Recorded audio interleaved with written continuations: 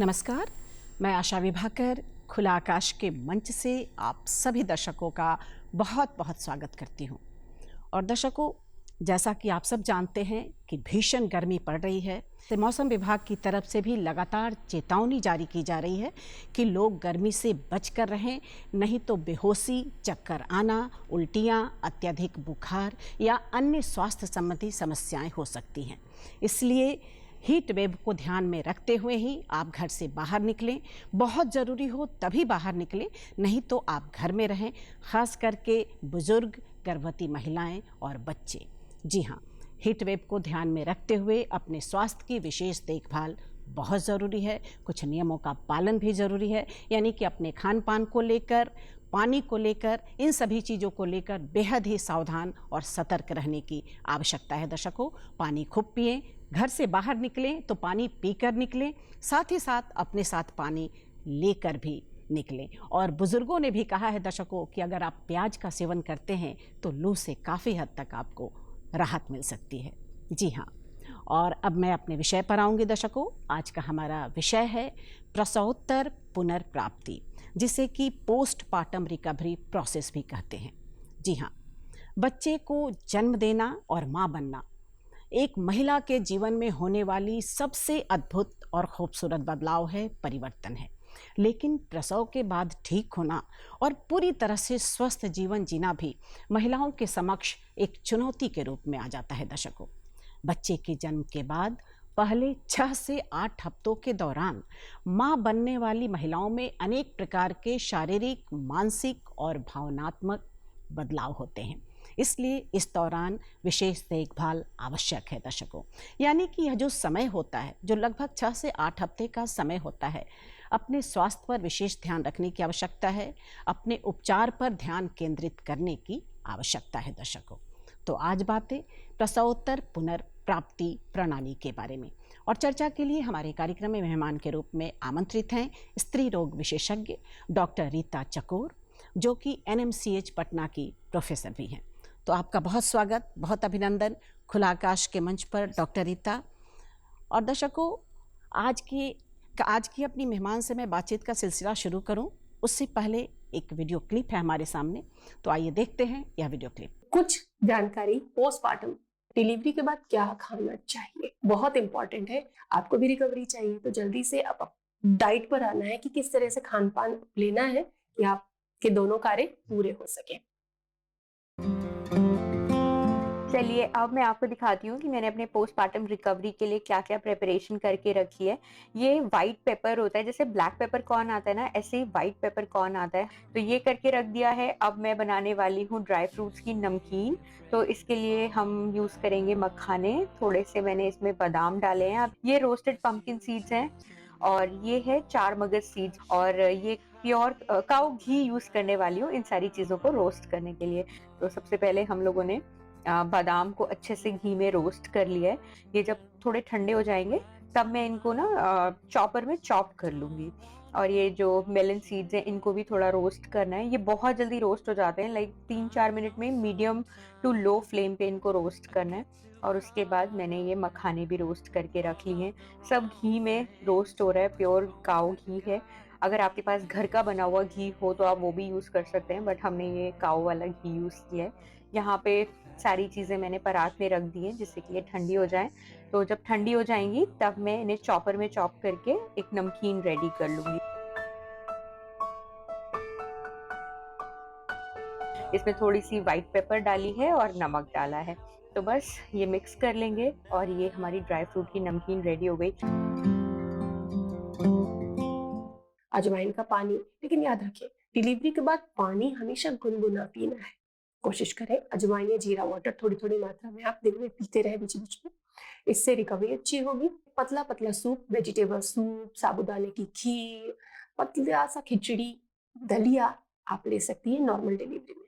दूसरे दिन से नरम चपाती दाल में मैश करके आप ले सकती है। पपाया खा सकती है। जाती है 6-8 दिन बाद तो एक नॉर्मल डाइट जो आप खाती हैं, कम मिर्च वाली, कम तेल वाली, उसको आप शुरू करें। तो दर्शकों, अभी आपने यह वीडियो क्लिप देखा जिसमें डाइट के बारे में जानकारी दी गई कि किस तरह से गर्भवती महिलाएं प्रसव के बाद सही डाइट लेकर अपना भी ध्यान रख सकती हैं और अपने बच्चे को भी स्वस्थ रख सकती हैं। जी हाँ, और आइए अब चर्चा की शुरुआत करते हैं। डॉक्टर रीता, प्रसवोत्तर पुनर्प्राप्ति क्या मतलब है इसका, और इसके बारे में जानना हर गर्भवती महिला के लिए कितना आवश्यक है? देखिए, ये बहुत ही अच्छा सब्जेक्ट है। प्रसव के बाद पुनर्प्राप्ति मतलब कि जितने भी चेंजेस हुए हैं गर्भावस्था के समय और प्रसव के समय, कि सारे शरीर में बहुत सारे चेंजेस आते हैं। जैसे ही गर्भ धारण करती हैं महिलाएं, तो फिर सारे सिस्टम, जैसे सर्कुलेटरी सिस्टम हो, रेस्पिरेटरी हो, किडनी हो, लिवर हो, और जितने भी हार्मोन्स निकलते हैं वो सब सारे अल्टर्ड हो जाते हैं। ये सारा होता है, ये सारी प्रक्रिया होती है कि बच्चे को प्रॉपर न्यूट्रिशन मिल सके और उसका ग्रोथ अच्छी तरह हो सके। तो जैसे सर्कुलेशन बहुत बढ़ गया तो हाइपरडायनेमिक सर्कुलेशन बोलते हैं। ब्लड काफ़ी तेज़ी से, हार्ट रेट बढ़ जाएगा, ब्लड वॉल्यूम बढ़ जाएगा, शरीर में पानी का ये हो जाता है, रुक जाता है, शरीर कमी में हो जाती एडिमा है। हो जाते हैं, नहीं बढ़ेगा जी। वो ना बॉडी उसको एब्जॉर्ब करता है और सारे उस शरीर में जैसे पैर सूजन हो जाना, ये सब सारी प्रक्रिया, ये सब सारा ये जो बदलाव है, प्रक्रिया ये होती बदलाव है। ये सारे बदलाव हैं जो गर्भ के समय होता है। और डिलीवरी के समय इतना मस्कुलर एग्जॉस्टन, इतना स्ट्रेस, मानसिक शारीरिक हर तरह के स्ट्रेस से गुजरती हैं महिलाएं। और ये सारे जो चेंजेस होते हैं, इन सबों के बाद जब डिलीवरी हो गई उसके बाद ये सारे चेंजेस को रिवर्ट बैक होना है, अपने ऑलमोस्ट नॉर्मल होना है इन्हें। जी बिल्कुल। ये आपने ठीक कहा कि ये 6 सप्ताह में, करीब करीब 6 सप्ताह लगता है। इसको हम पोस्टपार्टम पीरियड कहते हैं। इस समय में वो सारा चीज़ रिवर्ट बैक होता है। एक छोटा एग्जाम्पल बताते हैं आपको कि जो यूट्रस है, जब डिलीवरी हो जाती है, बच्चा निकल गया, प्लेसेंटा निकल गया, उसके बाद उसका वेट करीब 1000 ग्राम्स होता है। जबकि जो नॉर्मल नॉन प्रेग्नेंट यूट्रस है उसका वेट होता है 60 ग्राम्स, 50, 60 टू मैक्सिमम 100 ग्राम्स तक। काफ़ी अंतर है। 1000 ग्राम्स से 60 ग्राम्स आना है उसको, जी। तो ये कितना बड़ा परिवर्तन बिल्कुल है। बिल्कुल। प्लेसेंटा से ब्लड जा रहा है, वो सारा ब्लड एकाएक कट ऑफ हो गया, तो सारा सर्कुलेशन, तो ये इतना रैपिड चेंजेस होता है कि वो एकदम पेशेंट तो बहुत एग्जॉस्टिव हो जाती हैं, एग्जॉशन बहुत हो जाता है। तो इन सबों के लिए ये सब प्रक्रिया, तो ये 6 वीक का जो पीरियड है ये बहुत इम्पोर्टेंट है। जी। पहले ज़माने में जब इतना फैसिलिटी नहीं थी तो मैटरनल मॉर्टेलिटी रेट, यानी कि माँ की का मृत्यु दर और शिशु का मृत्यु दर बहुत हाई था। जी जी बिल्कुल। तो आप अगर अच्छे से इनका देखभाल करें, और ये इतना हाई था जो कि आपके जो भी ये रेट हैं ये सब बताते हैं कि आपका स्वास्थ्य सिस्टम कितना एफिशिएंट, अभी तो बेटर है, लेकिन इसको बेटर करने के लिए हमें ये जो मृत्यु दर है इसको कम करना होगा। इसके लिए बहुत देखभाल की ज़रूरत होती है। तो जो काफ़ी कम हुआ भी है पहले की काफ़ी अपेक्षा। कम हुआ है। जी जी जी। तो ये रोज़ कम हो रहा है, हर साल वो घटता चला जा रहा है जितना आप केयर करेंगे। अच्छा, थोड़ा सिजेरियन के कारण भी ये कम हुआ है, क्योंकि जब भी कोई कॉम्प्लिकेशन आ गया, ऑब्स्ट्रक्टेड लेबर हो गया, तो या बच्चे का धड़कन कम होने लगा, तो इन सब कंडीशन में हम लोग सिजेरियन करते ही हैं। तो वो जब इमरजेंसी में सिजेरियन करना हो तो उससे भी ये सब जो मृत्यु दर घटा है। तो जब प्रसव के बाद के जो टाइम है 6 वीक का जो आप कहती हैं, उसमें भी जो एक्यूट फेज है वो 24 आवर्स है, 24 घंटे तक तो बहुत केयर की ज़रूरत है। और पर्टिकुलरली हम डॉक्टर्स के लिए डिलीवरी के बाद 1 घंटे का टाइम गोल्डन पीरियड कहलाता है। उस वक्त तो हर 15 मिनट पे ब्लड प्रेशर देखना, अगर कोई प्रॉब्लम है तो। और डॉक्टर रीता, आपने कहा कि ये गोल्डन पीरियड कहलाता है, तो डॉक्टर की भूमिका बेहद ही महत्वपूर्ण हो जाती है। या जो आपके नर्सिंग स्टाफ है। वीडियो क्लिप है हमारे सामने, तो दिखा देते हैं दर्शकों को। श्योर। दर्शकों आइए देखते हैं यह वीडियो क्लिप।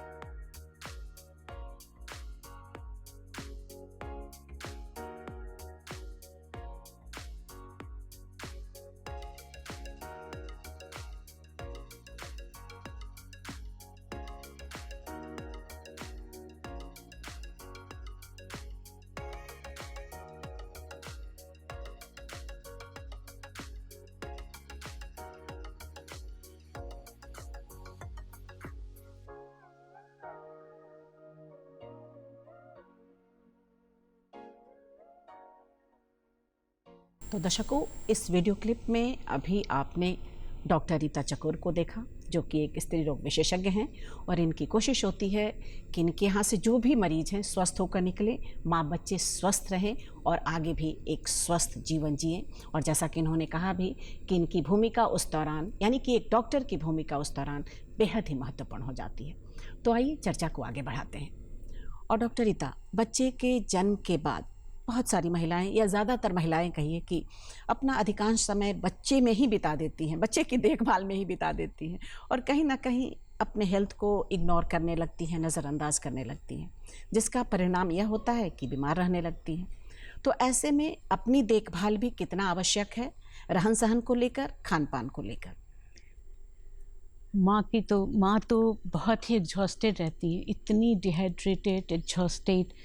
ब्लीडिंग होता है, ब्लीडिंग जैसे कि जो ब्लड लॉस हुआ वो एक्यूट ब्लड लॉस एकाएक होता है ना। प्लेसेंटा निकला, नॉर्मल डिलीवरी में करीब करीब 500 ml ब्लड लॉस होता है, सिजेरियन के बाद 1000 ml तक। तो इतना ml तक तो वो टॉलरेट कर सकती हैं, लेकिन इससे अगर ज़्यादा ब्लीडिंग हो गई तो वो PPH कहलाता है, पोस्टमार्टम हेमरेज। तो उसको डिटेक्ट करना, बहुत अर्ली डिटेक्ट करना और जानना, ये इम्पॉर्टेंट होता है, क्योंकि जितना जल्दी आप उसको ट्रीट करेंगी उतना बेटर होगा। नहीं तो वो फिर बहुत ही ख़तरनाक स्थिति ले सकता है।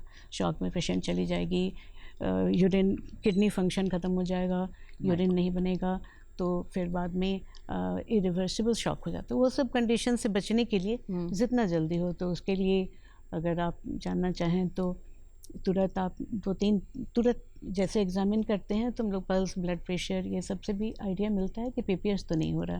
जैसे पल्स फास्ट हो गया, BP फॉल करने लग गया। और सबसे इम्पोर्टेंट होता है यूट्रस का साइज़। यूट्रस आफ्टर डिलीवरी वो एकदम हार्ड गोले की तरह नाभि के पास तक पहुंच रहता है। जो ऊपर रहता है वो आ जाता है जब डिलीवरी हो गई, बच्चे और प्लेसेंटा निकल गया, उसके बाद तो वो नाभि के पास वो कड़ा रहता है। अगर वो फैलने लगे, ढीला पड़ जाए, ऊपर चला जाए साइज़, तो इसका मतलब इंटरनल कहीं पर ब्लीडिंग हो रही है। ऐसा होता है अगर मान लीजिए यूट्रस बहुत एग्जॉस्टेड हो गया, काफ़ी प्रोलॉन्ग टाइम तक वो लिवर में रह गया, या फिर जुड़वा बच्चे हों, या पानी बहुत, तो कुछ भी ऐसा ऑब्स्ट्रक्शन हुआ तो ऐसे में प्रसव के बाद भी अपना ध्यान रखना आवश्यक है। एक जैसे कि हम लोग एग्जामिन करना चाहिए कि यूट्रस टाइट है कि नहीं, कहीं ढीला तो नहीं पड़ रहा, उसके अंदर में ब्लड तो नहीं भर रहा, क्योंकि वो अर्ली साइन है ना। तो उसमें तुरंत हम लोग फिर ड्रग जो यूट्रस को कंट्रैक्ट करने के लिए ऑक्सीटोसिन वगैरह देते हैं, जिससे कि तुरंत वो कंट्रैक्ट कर जाएगा। तो एग्जॉस्टेड यूट्रस हो, या खान पान को लेकर भी कुछ बताएं कि कैसे अपना ध्यान रखना चाहिए। और जैसे कि आपने ब्लीडिंग के बारे में बताया, तो वो जैसे एक पैड से अगर ज़्यादा 1-1 घंटे में अगर पैड चेंज कर रही हो तो तुरंत आपको अलर्ट होना पड़ेगा, डॉक्टर से संपर्क करना ज़रूरी है। खान पान के बारे में आपने पूछा है ना, तो खान पान के बारे में तो देखिए, सबसे तो वो इतनी एग्जॉस्टेड हैं, डिहाइड्रेटेड हैं, उनको काफ़ी फ्लूइड लेना चाहिए। जैसे पानी, इलेक्ट्रोलाइट, आपको ओरल हाइड्रेटिंग सॉल्यूशंस, फिर आपको नारियल पानी, कोकोनट वाटर वगैरह इनफ लें, क्योंकि वो जो ब्लड लॉस होता है ना, वो इन सबों से वो जो वास्कुलर सिस्टम है वो डिहाइड्रेट हो जाएगा। और स्ट्रेस के कारण, स्ट्रेस और इसके कारण काफ़ी लॉस हो जाता है, इलेक्ट्रोलाइट इम्बैलेंस हो सकता है। तो आप इलेक्ट्रोल पाउडर या कोकोनट वाटर बहुत अच्छा है, उसमें पूरा फुल ऑफ इलेक्ट्रोलाइट्स है। नारियल पानी, इसके आगे, हाँ नारियल पानी, इसके आगे प्रोटीन कंटेनिंग डाइट्स बहुत इंपॉर्टेंट है। जैसे डाइट में, चूँकि ये जो तोड़फोड़ होता है, सारे जो मसल ब्रेकडाउन होते हैं और जितने भी टिश्यू डैमेज हुए हैं, उसका बिल्डिंग ब्लॉक है प्रोटीन। तो प्रोटीन अगर आप खाने में इनफ प्रोटीन लें, जैसे कि दाल है, पनीर है, दूध है, ये सारी चीज़ें इनफ क्वांटिटी में लेनी चाहिए, जिससे कि बहुत जल्दी, अब जैसे कि खाने में बहुत ज़्यादा परहेज़ की ज़रूरत नहीं है। ये अलग बात है कि आप बहुत गरिष्ठ खाना ना खाएं, आपको संतुलित आहार लें, बैलेंस डाइट सबसे इम्पॉर्टेंट है, जिसमें कार्बोहाइड्रेट, फैट, प्रोटीन सब कुछ हो। लेकिन उसमें जैसे कि वाटर इनटेक और प्रोटीन इनटेक काफ़ी ज़्यादा होना चाहिए। विटामिन्स, हरी सब्जियाँ। कॉन्स्टिपेशन एक इम्पॉर्टेंट प्रॉब्लम होता है आफ्टर डिलीवरी, चूँकि सारे सोर हो जाते हैं पेरिनियम, जो कि आपके जहाँ स्टिचेस पड़े हों नॉर्मल डिलीवरी के समय, तो उन सबों से बचने के लिए कॉन्स्टिपेशन हो जाता है। कॉन्स्टिपेशन के लिए भी वाटर इनटेक, बहुत फ्लूइड लेना चाहिए, और साथ में हरी सब्जियाँ इनफ ऑफ प्लेंटी ऑफ हरी सब्जियां, प्रोटीन, दाल वाल, ये सब अपने डाइट में ज़रूर डालें। नट्स, लेग्यूम्स, ये सब आप लें जिससे कि कॉन्स्टिपेशन दूर होगा। फाइबर, जिन भी चीज़ों में फाइबर बहुत है, जैसे फ्रूट्स में या वेजिटेबल्स में फाइबर बहुत है, तो वो फाइबर कंटेनिंग आप चीज़ें लेंगी तो वो कॉन्स्टिपेशन नहीं होगा। यूरिन आउटपुट नॉर्मल हो जाएगा, क्योंकि क्या होता है कि इतना वो सेंसिटिव एरिया होता है कि यूरिन फील ही नहीं होगा, उसका परसेप्शन कम हो जाता है। तो डिलीवरी के बाद हर 3-4 घंटे पर टॉयलेट ज़रूर, बाथरूम यूरिन पास करने ज़रूर जाना चाहिए, नहीं तो पता नहीं चलेगा। और अगर बहुत ओवर ज़्यादा भर गया यूरिन तो फिर कैथेटर लगाने की ज़रूरत पड़ जाएगी। तो फील हो या ना हो 3-4 घंटे पर आप बाथरूम ज़रूर जाएं। और खाने में आप विटामिन्स, मिनरल्स, सब कुछ बैलेंस्ड होना चाहिए। चलिए, यानी कि एक संतुलित आहार का लेना आवश्यक है दर्शकों। वैसे देखा जाए तो माँ बनने के बाद कई परिवर्तन होते हैं महिलाओं के जीवन में। कुछ परिवर्तन महिलाओं के लिए उनके खुद के देखभाल से जुड़े होते हैं, तो कुछ बच्चे की देखभाल से जुड़े होते हैं। या यूँ कहिए कि एक महिला का जो जीवन है माँ बनने के बाद बच्चे के जीवन के साथ समायोजित हो जाता है दर्शकों। इसलिए यह एक कठिन दौर है, चुनौतीपूर्ण समय है, लेकिन एक माँ ही है जो इस कठिन दौर को भी, इस चुनौतीपूर्ण समय को भी हंसते हुए स्वीकार करती है और खुश होकर अपने बच्चे की परवरिश करती है। इसलिए बहुत ज़रूरी है कि आप अपने स्वास्थ्य की भी देखभाल करें। और जैसा कि डॉक्टर रीता ने कहा कि संतुलित आहार लें, हरी पत्तेदार सब्जियां, फलों का सेवन करें, प्रोटीन का सेवन बेहद आवश्यक है। और बहुत ज़रूरी भी है कि आप ऐसी चीज़ों को अपने भोजन में शामिल करें जिससे आपको कब्ज से राहत मिले। जी हाँ, और हर 3 से 4 घंटे के अंतराल पे आप बाथरूम जाते रहें ताकि अन्य कोई समस्या न होने पाए। इन सभी बातों का ध्यान रखना बेहद ज़रूरी है। और डॉक्टर रीता, वैसे कपल जो पहली बार माता पिता बने हैं, वे कई बार बच्चे के जन्म के बाद कुछ दिनों तक या कुछ हफ्तों तक बेबी ब्लूज जैसी भावनाओं से पीड़ित होते हैं, जैसे उदासीपन, चिंता या चिड़चिड़ापन हो जाना, भारीपन महसूस होना। तो क्या यह सामान्य लक्षण है? एक्चुअली होता ये है कि सारे हार्मोन्स, जितने हार्मोन्स प्रेगनेंसी में निकलते हैं वो सारे मूड को एलिवेट किए रहते हैं। तो जैसे ही डिलीवरी होता है, प्लेसेंटा निकल गया, वो हार्मोन सडन उनका कम हो जाता है। उसके साथ साथ इतना स्ट्रेस होता है, अगर फैमिली का सपोर्ट ना मिले, सबसे ज़रूरी होता है उस समय फैमिली का सपोर्ट। बिल्कुल। माँ को इनफ स्लीप लेना चाहिए, काफ़ी सोना चाहिए उस समय। न्यूट्रिशन के साथ साथ उनको रेस्ट की बहुत ज़रूरत होती है। तो कहते हैं ना कि माँ, बच्चा जब सोए तो सो जाओ और जब उठे तो उसके साथ जाग जाओ, नहीं तो फिर तो मुश्किल होगा अगर उसके बीच में आप कुछ करने लगें। तो उनको फैमिली का सपोर्ट चाहिए।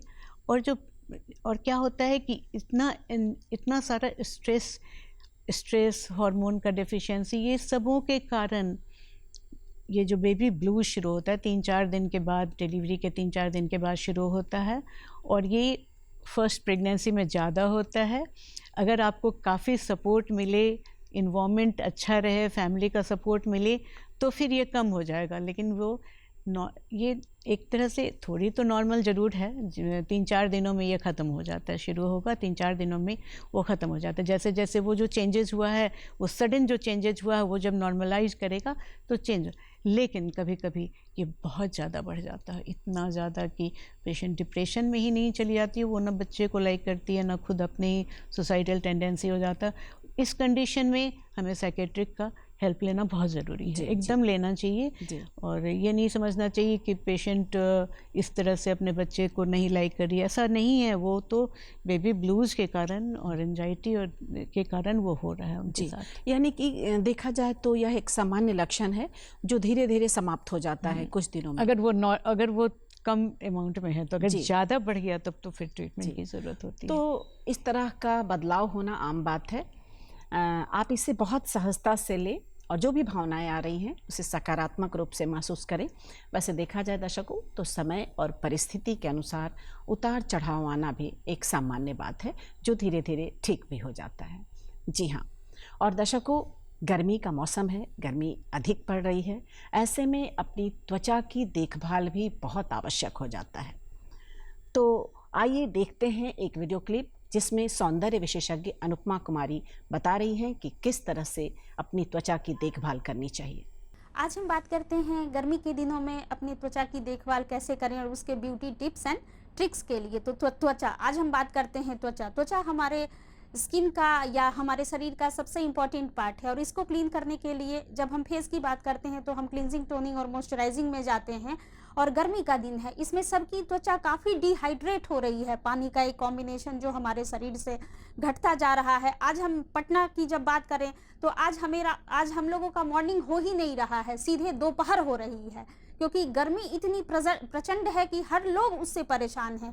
तो उसके लिए हम लोगों को क्या करना होगा? सबसे पहले अपने बॉडी को हाइड्रेट रखना होगा। पानी का जो कॉम्बिनेशन हमारा है हमारे बॉडी में, हम जानते हैं कि हमारा शरीर प्रॉपर 80% वाटर से बना हुआ है। तो पानी का जो इंग्रेडिएंट है हमारे शरीर को प्रॉपर बैलेंस रखेगा। इसके लिए सबसे पहले अगर त्वचा की बात करें तो सबसे पहले हमको पानी का इंटेक बढ़ाना होगा। 5 लीटर नहीं, 6 या 7 लीटर में जाके पानी का इंटेक प्रॉपर हमें बढ़ा लेना होगा।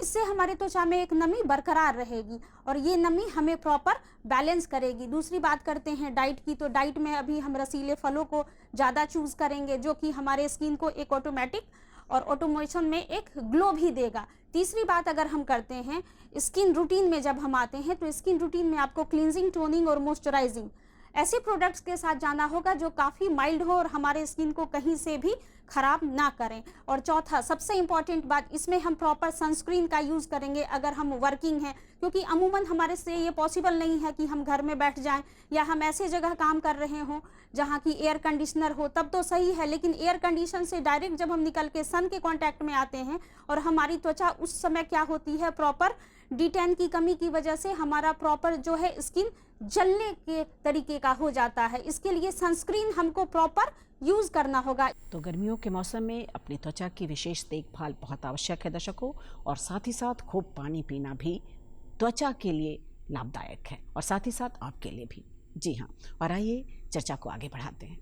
और डॉक्टर रीता, गर्मियों का मौसम है, बात चली है गर्मी की, तो मैं आपसे यह भी जानना चाहूँगी कि अभी गर्मी काफ़ी पड़ रही है, हीट वेव, तो ऐसे में किस तरह से ख़ास करके गर्भवती महिलाएं या सब लोग किस तरह से अपने स्वास्थ्य की देखभाल करें और किन किन चीज़ों को शामिल करें, कैसे सावधानी बरतें? ये जो हीट स्ट्रोक है, इससे हीट वेव्स के कारण हीट स्ट्रोक, सनबर्न या आपको बहुत तरह की प्रॉब्लम्स हो सकती हैं। केवल ये स्किन ही नहीं है, ये इंटरनल ऑर्गन्स में भी टेम्परेचर अगर बढ़ गया तो वो भी प्रॉब्लम दे सकता है। तो आपने ठीक कहा कि अगर आपको ना निकलें तो ज़्यादा अच्छा है, धूप में ना निकलें। अगर निकलना ही पड़ा, ऐसी ज़रूरत भी हो, तो आप हर आधे घंटे पर पानी पीते रहें, फील हो या ना हो, पानी पीते रहें। आप अपने साथ पानी लेकर निकलें, साथ में एकदम पानी लेकर निकलें और हर आधे घंटे पर पानी पीते रहें। कोई तो कह रहे हैं कि अगर फील ना भी हो तो भी आप पीते रहें। अम्ब्रेला लें, छाता ले लें, कैप पहन लें, हल्के सूती वस्त्र पहने और चप्पल पहने। इस तरह से अपने आप को प्रोटेक्ट करके जाएं और ज़्यादातर चाहिए कि आप शेड में रहें। और जो गर्भवती महिलाएं हैं या बच्चे हैं वो तो ना निकलें तो ज़्यादा बेटर है, बिल्कुल, क्योंकि उन्हें बहुत जल्दी सनस्ट्रोक लग जाएगा और तो ये सही नहीं होगा। इसीलिए आपको अपने आप को प्रोटेक्ट करके रखना है और ठंडी चीज़ें खाएं, जैसे शरबत है, खाने में ठंडी जो फल हैं, आज खरबूज, तरबूज सब मिल रहे हैं, वो सब, खीरा, ये सब आप लें, जितना प्लेंटी आप ले सकती हैं लें, जिससे कि इंटरनल भी आपका टेम्परेचर कम रहे, अंदर भी सभी ऑर्गन्स का। और खाने में भारी तली चीज़ें, गरिष्ठ चीज़ें ना लें तो ज़्यादा बेटर है, क्योंकि हल्की सुपाच्य खाना अभी खाना ज़्यादा ज़रूरी होता है। जी जी जी, बिल्कुल, सुपाच्य खाना। कार्यक्रम के समापन का समय हो रहा है, बस संक्षेप में एक छोटी सी जानकारी दे दें स्तनपान को लेकर।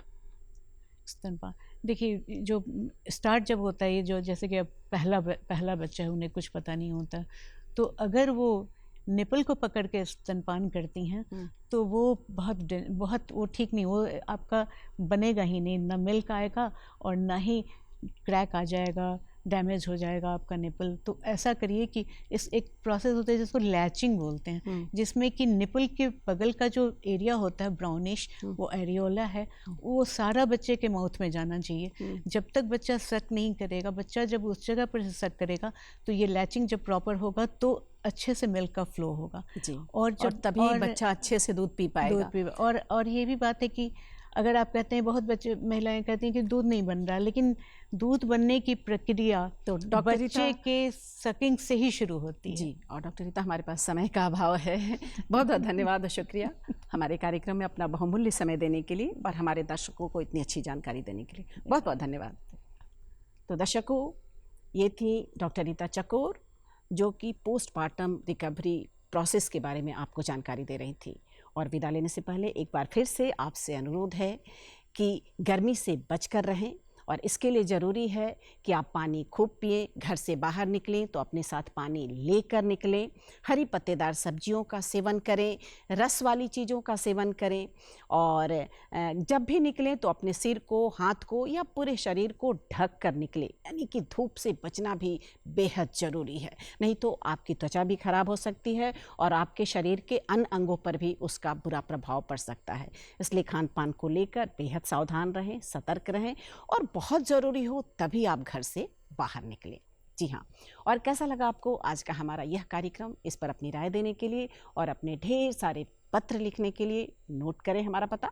हमारा पता है निदेशक DD बिहार, दूरदर्शन केंद्र पटना, फ्रेजर रोड पटना 800001। हमारा ईमेल ID है directorddkpatna@gmail.com। तो आज के अंक में बस इतना ही। खुला आकाश की पूरी टीम को दे अनुमति। नमस्कार।